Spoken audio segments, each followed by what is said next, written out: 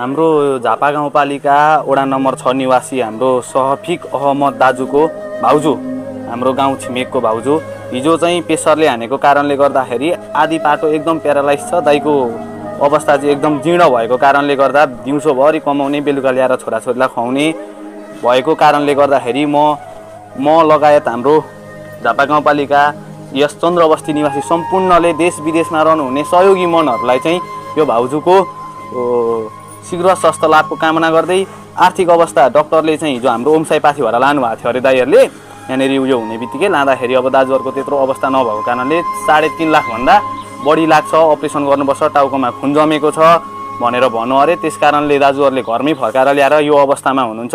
म देश विदेशमा बस्नुहुने हाम्रा एकदम सहयोगी हातहरूलाई के अपिल गर्न चाहन्छु भने यो भाउजूको सानो नानीहरू यहाँ हेर्दै हुनुहुन्छ, यी सानी नानी छन्, अरू 2 जना छोरीहरू छन्।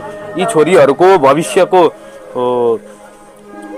बिहान बेलुका खाना पकाएर खुवाउने मान्छे नि अब कोही छैन। एकजना दाइले कमाएर ल्याएर खुवाउँदै हुनुहुन्थ्यो भाउजूले पकाएर।